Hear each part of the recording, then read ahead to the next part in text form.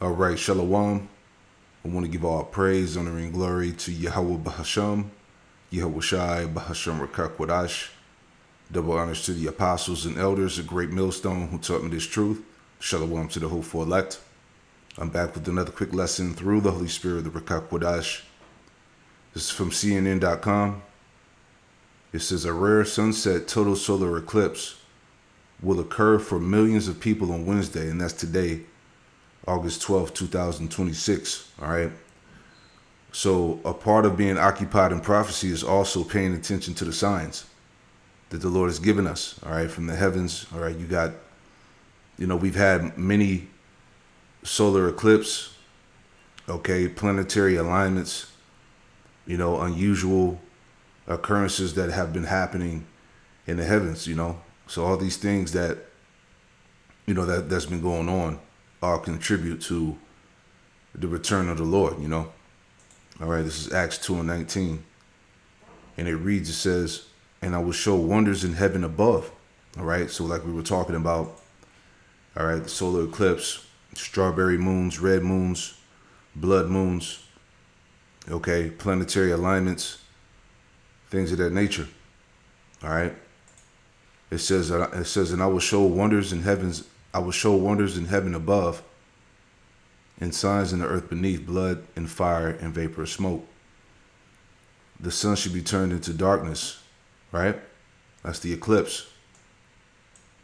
And the moon into blood, all right? Blood moons before the great and notable day of the Lord come, all right? NLT, Acts 2:20, it says the sun will become dark and the moon will turn red before the great and glorious day of the Lord Yahweh Shemel Shah arrives. All right, so these are the things that the Lord is showing us.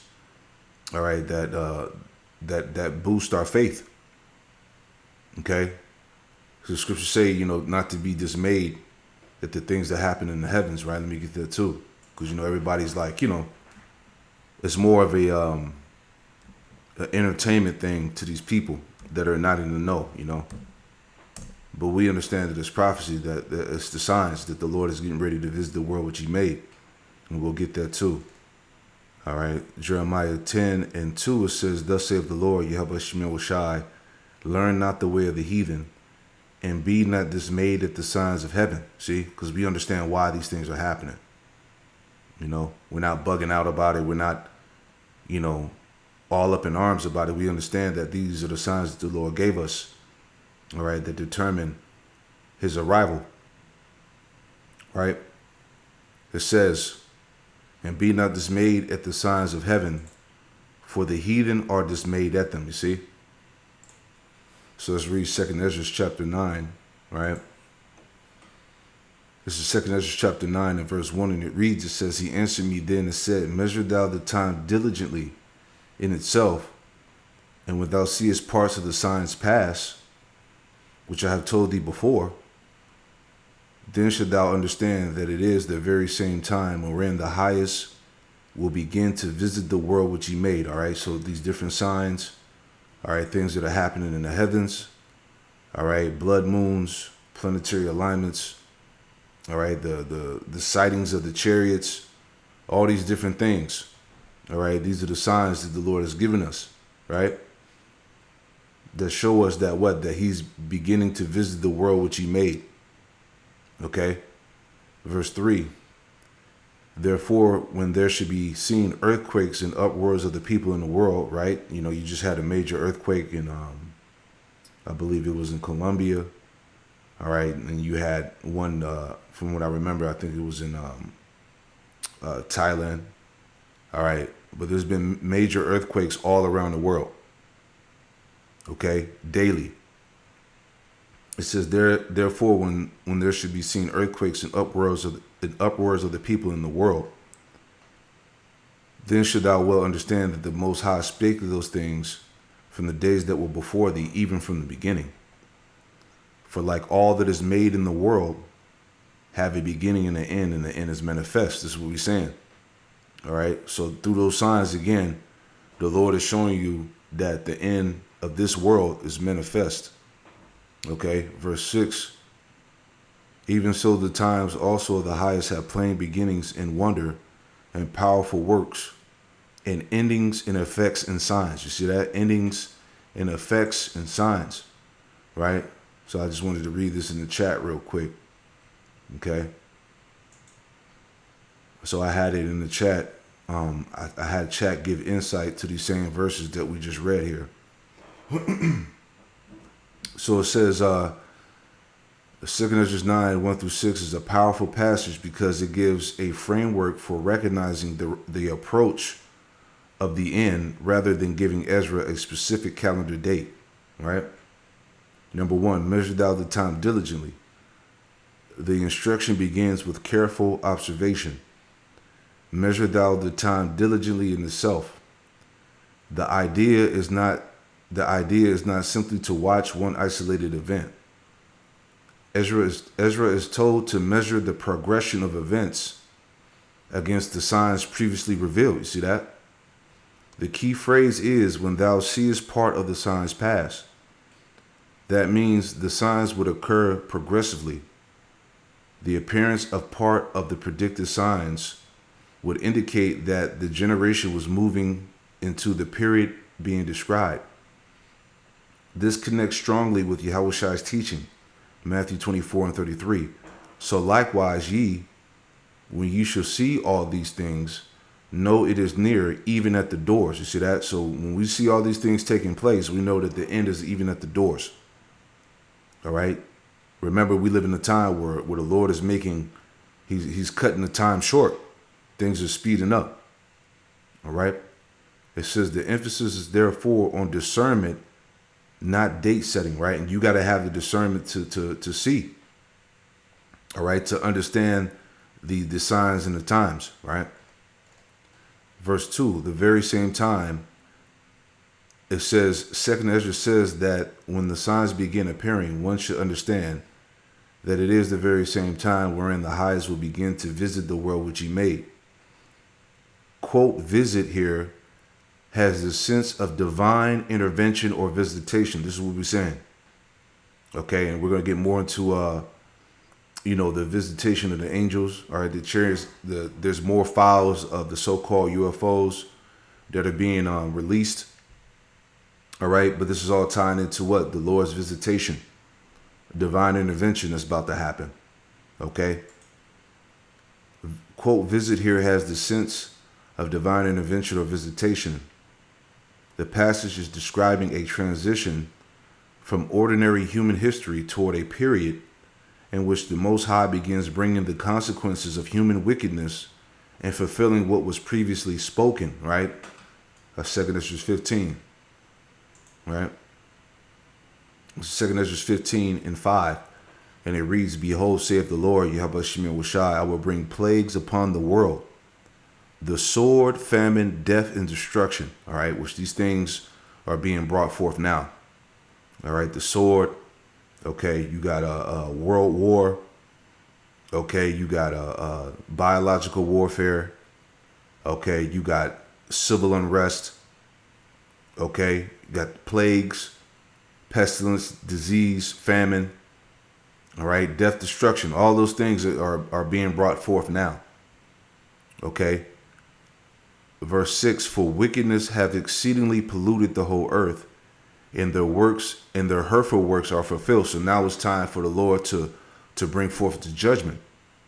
Okay, as we just read, right? Going back, what did it say? It said the passage is describing a transition from ordinary human history toward a period in which the Most High begins bringing the consequences of human wickedness and fulfilling what was previously spoken, right? 2 Ezra 15 and 7. Therefore saith the Lord, I will hold my tongue no more as touching their wickedness, right? So the Lord, he's not holding back no more. Now it's time for the Lord to work. Okay, for they have made void thy laws, the scriptures say, man. All right? I will hold my tongue no more as touching their wickedness, which they profanely commit. All right, there's no fear of the Lord. There's no reverence of the Most High.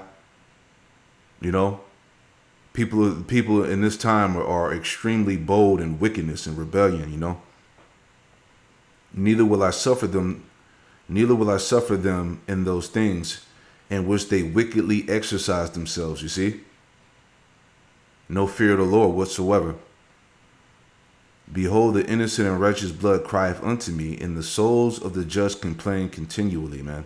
All right, and that would have to be us, all right, that are continually sighing and crying for all the wickedness that's being done in the midst thereof. All right, you see, it says, and therefore saith the Lord, Yahweh Shemir Shai, I will surely avenge them, and receive unto me all the innocent blood from among them. Right, and the Lord said that in Luke 18.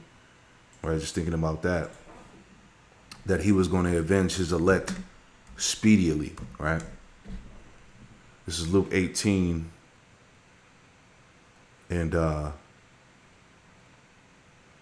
this is Luke 18 and 7. It says, and shall not the Most High avenge his own elect, which cry day and night unto him, though he bear long with them? You see? Verse 8, it says, Luke 18 and 8, I tell you that he will avenge them speedily. Nevertheless, when the Son of Man cometh, shall he find faith on earth, right? Because when the Lord comes back at that time, all right, the earth is going to be, in complete desolation, man. You know? So let's go back here. All right, last point. It says, this is important. The signs aren't presented as random disasters, right? So everything that's going on across the planet Earth is not random, all right? It's all the will of the Lord. And that's part of the signs that he gave us that determine his return, his grand visitation to the planet Earth, all right? This is important. The signs aren't presented as random disasters. They are presented as evidence that the prophetic timetable is moving toward its appointed conclusion. See? All right? It's all leading to what? The manifestation of the end. Okay? Let's see what else we got. It says 3 earthquakes and uproars of the people. This is one of the most striking portions when there should be seen earthquakes and uproars of the people in the world. There are 2 categories: physical upheaval, earthquakes, disturbances in the natural world; social upheaval, uproars of the people; civil disorder, unrest, rebellion, societal instability. All right, all these things are playing out now.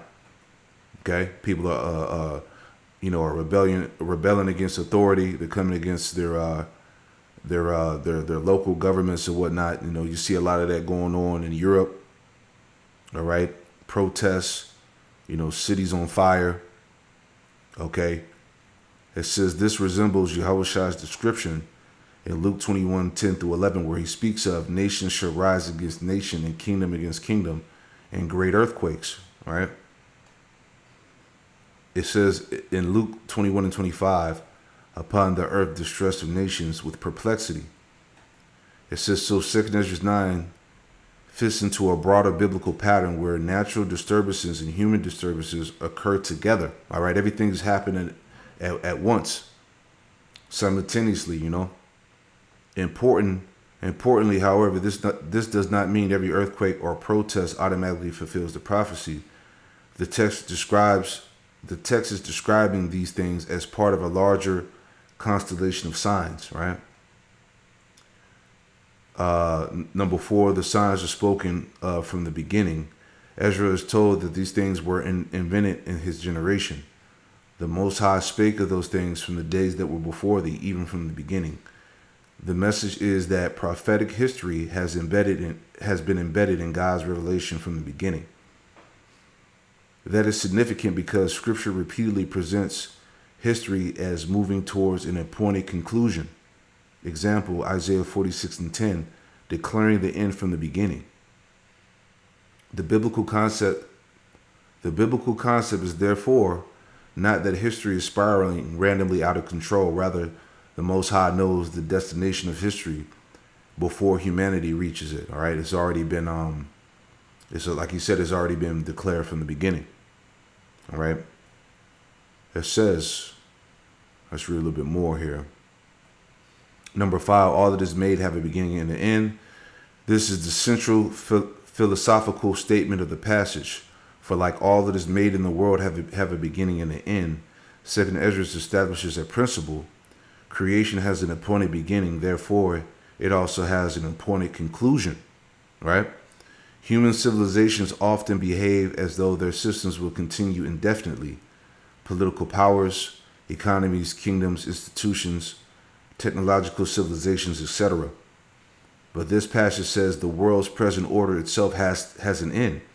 This is consistent with Matthew 24:14, and then the end shall come, and 2 Peter 3:10, which describes the coming day of the Lord and the dramatic transformation of the present order, right? And I was just thinking about that one in 2 Esdras 6, where the Lord said all things will be ended by him. I'm roughly paraphrasing. Let me get it. All right. So this is 2 Esdras 6 and 6. It says, "Then did I consider these things, and they were all made through me alone, and through none other. By me also they shall be ended, and by none other." You see that? So as the Lord, set things up, things are also ended by him. He's in control of everything is the point I'm making. All right. By me also they should be ended, and by none other. Right. Verse 7. Then answered I and said, what should be the parting asunder of the times? Or what should be the end of the first and the beginning of it that followeth? Right. Meaning what should be the dividing of the age? All right. And this all ties into what? The signs that we're talking about here. All right. The point, verse 8, it says, "And he said unto me, from Abraham unto Isaac, and when Jacob and Esau were born of him, Jacob's hand held first the hill of Esau. For Esau is the end of the world, and Jacob is the beginning of it that followeth." Right? So these signs really tie into what? The end of Esau's world, man. All right? And the beginning of Jacob that followeth. Okay? This is what we're talking about. Right? The signs, the eclipses, blood moons, planetary alignments. All right, the sighting of the chariots, the angels, things that can't be explained, all of that. It's all tied into the end of Esau's world, man. That's the point. All right. Okay, number 6, beginnings and wonder, endings and effects and signs. This is perhaps the most profound verse. The times also the highest have planned beginnings and wonder and powerful works, and endings and effects and signs.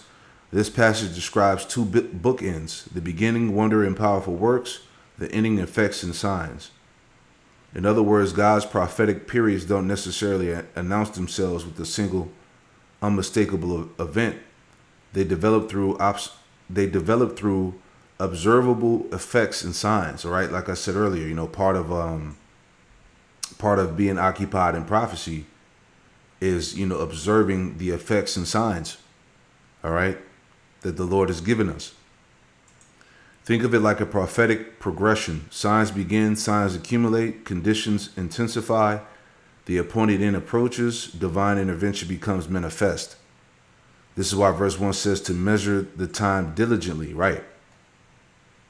Let's see what else we got. So it says the major message of 2 Esdras 9, 1 through 6. The passage is essentially saying, don't ignore the signs. Don't assume the present world order will continue forever. Like Esau, he thinks that his let me get that. He thinks that his world is going to continue forever, Psalm 49 and 11, and it reads, their inward thought is, and this is the inward thought of the Edomites. Their inward thought is that their houses shall continue forever, right? And their dwelling places to all generations. They call their lands after their own names, right? So Esau is in a rude awakening, and he's finding it out now. This is why they're panicking. All right, they're sick about the fact that that they're losing their power, man. That their influence over the world is fading away. The Most High has stripped that power from these devils, man. Okay? It says, finishing it out here, right? It says, again, don't ignore the signs. Don't assume the present world order will continue forever. Watch the progression of events, compare them with what was already prophesied, and recognize that history is moving toward an important conclusion. And there is an important warning here. This passage does not tell Ezra to calculate the exact date. Instead, it teaches him to recognize the season, right? Again, you got to know what time and season you in. Right? This parallels Yahushua's words in Matthew 24, verses 32 through 33. Now learn the parable of the fig tree. When the signs appear, the lesson is to recognize proximity, not necessarily to calculate a precise day. Okay? It says, a powerful way to summarize the passage, 2 Ezra 9, 1 through 6 presents prophecy as a timeline, beginning, prophetic signs, increasing earthly effects, social and natural upheaval, recognition of the appointed season, divine visitation, end of the present order. All right. So it says in verses 7 through 8, immediately continue the thought by explaining that those who remain faithful and endure are the ones who will ultimately receive salvation. So the purpose of recognizing the signs isn't mere curiosity about the future. It is intended to produce repentance, endurance, diligence, and faithfulness. You see? So I thought that was pretty heavy, just to add in there. All right. But let's move on here. All right. Because we were talking about the angels, the visitation of the Lord. Right. More files are being released. So this is from collapse.news. It says Trump administration releases fifth batch of UFO files, including new videos and reports, right? So more stuff is coming out. Okay. It says, you know what, let's try to just summarize it here. Let's see what we get. Bear with me. Let's get a quick summary on this.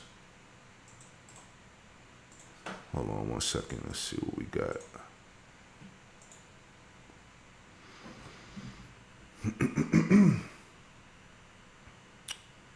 All right. 1 second here. Okay, a lot of things coming out, man. And we know these devils gonna be throwing, AI in there to try to bring forth the confusion, right? But through the spirit and power of Yahweh Shemir Washai, through the spirit of discernment, all right, we're gonna be able to tell, what's real and what's fake. All right. So it says overview of the declassified release. The Pentagon has released its fifth tranche of declassified UFO or UAP files containing 41 documents, images, and videos from agencies including the FBI, CIA, and Pentagon, with records spanning from 1950 to 2026. So they got all types of stuff, man, that they, kept suppressed from the public. But now we're in a time where, truth is being declared, these things are being declassified, right? The directive, the declassification, follows a February 2026 executive order from President Donald Trump directing the Department of War to release government files on unidentified aerial phenomena. Government stance, Secretary of War Pete Hegseth stated that the release is a commitment to unprecedented transparency to address long-standing public speculation. All right. Let's see what else we got. It's talking about the different sightings there. Yeah. So let's get into the videos here, man. Just wanted to open up with that there. So check this out, man. More signs from the heavens. The Lord is showing that divine intervention is here. This is from the third phase of the moon. We used to do a lot of videos, going into this channel here. It's been a little while since I touched on it. But they have pretty good videos going into the chariots, the sightings around the world. All right. So this is jaw-dropping UFO videos are so clear, people are freaking out 2026. And this is 3 days ago.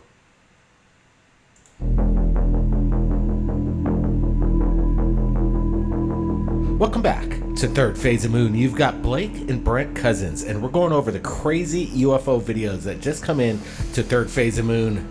Let's get to it. Buckle up. This is coming out of Tucson, Arizona. Broad daylight sighting of a metallic object just hovering in the air. Take a look at this. The original to the left, I blew it up to the right. You can see how high it is up in the sky to the lower portion of your left. That's original footage. Look how small it is up there.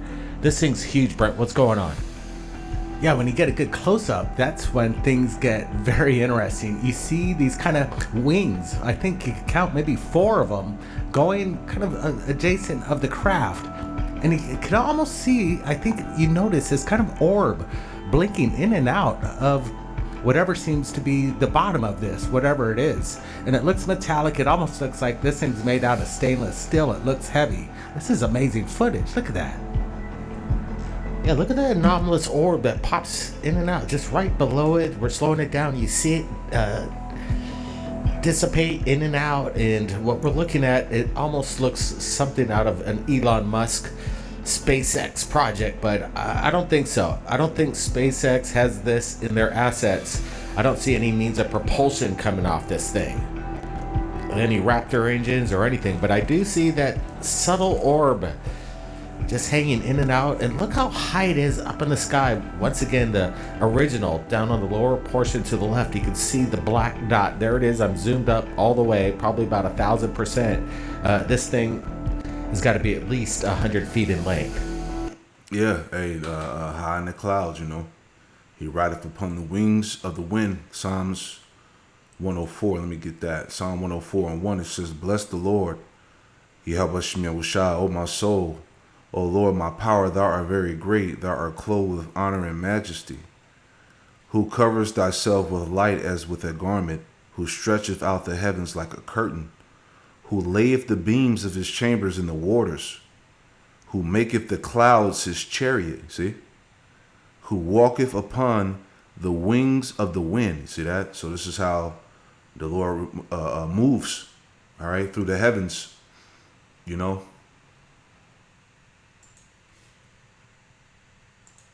Yeah, look at that thing just remaining static. This thing, it looks like it weighs, I don't know, 5,000, 10,000 pounds. It looks heavy as it just kind of rotates too. Now the big question is, what kind of propulsion is keeping this thing up in the sky? Look at that. It's slowly rotating. This isn't a balloon.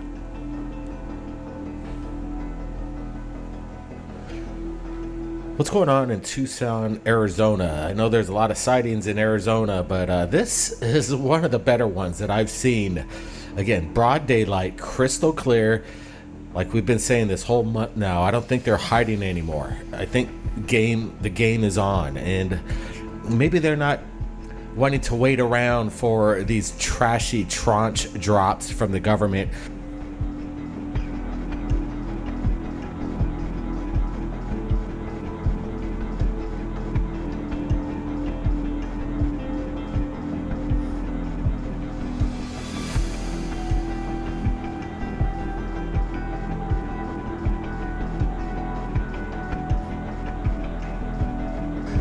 Was zur Hölle ist das? Was zur Hölle ist das, was hier in der Luft rumgeht? What the fuck?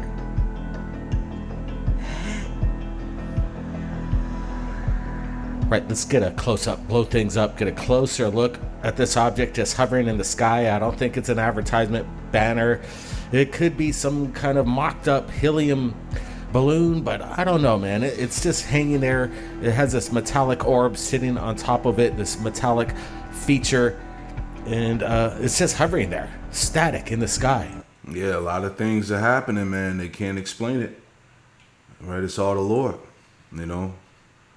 Psalm 68 and 17, "The chariots of the Most High are 20,000, even thousands of angels. The Lord, Yahweh Shemyahushai, is among them, as in Sinai in the holy place." All right, so as we talked about, that grand visitation is happening to the world, and we're going to see even more better footage. Okay, You know, this stuff can't be contained. It's being released. You know, Isaiah. You know, and again, faith boosters for the hopeful elect. All right, time is winding down. All right, Isaiah 31 and verse 5. The point. Okay, and it reads. You know, I started at 4. Isaiah 31 and 4. For thus saith the Lord, Yehovah Shemir Shai spoken unto me. I'm sorry. For thus hath the Lord Yehovah Shemir Shai spoken unto me, like as the lion and the young lion roaring on his prey. When a multitude of shepherds is called forth against him, he will not be afraid of their voice, nor abase himself for the noise of them. So shall the Lord Yehovah Shemir Shai of hosts come down to fight for Mount Zion and the hill thereof. All right. So the Lord is beginning to come down. All right. The scriptures say, cause thy mighty ones to come down, O Lord. All right. That's the angels, the chariots, you know. Verse 5, as birds flying, so will the Lord, Yehovah Shemir Shai of hosts, defend Jerusalem. Defending also, he will deliver it, and passing over, he will preserve it. See that? NLT, the Lord of heaven's armies will hover over Jerusalem, and protect it like a bird protecting his nest. He will defend and save the city. He will pass over it and rescue it, man. This is the time, man. All right? The angelic forces are here, and they're being seen. Okay? Brent? Yeah, I don't see no tether, and yeah, it looks like a silver dome up on top with this kind of conical bottom to it. It's very strange. You do see a little appendage right there at the bottom, but I don't see a tether attached to it. This thing just seems to be hovering there right in place. Once again, interesting daylight footage coming into third phase. Buckle up, we've got a lot more videos. Hit that thumbs up. Let's go.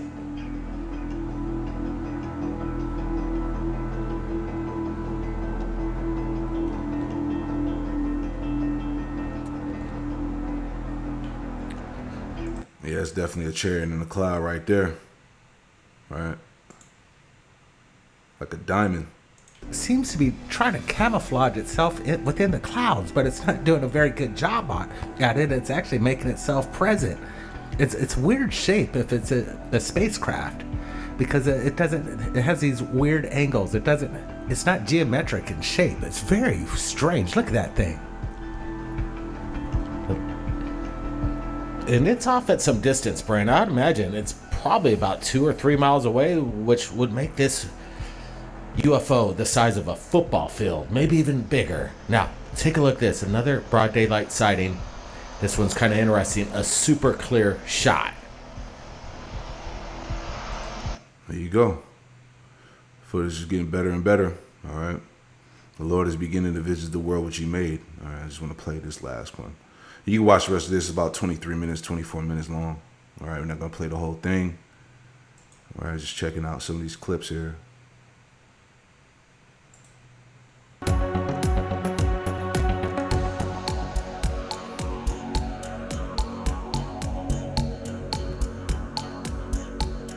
Something appears behind Earth itself, peering over the horizon. We're getting some close-up looks at this. What the heck is going on? This is absolutely incredible.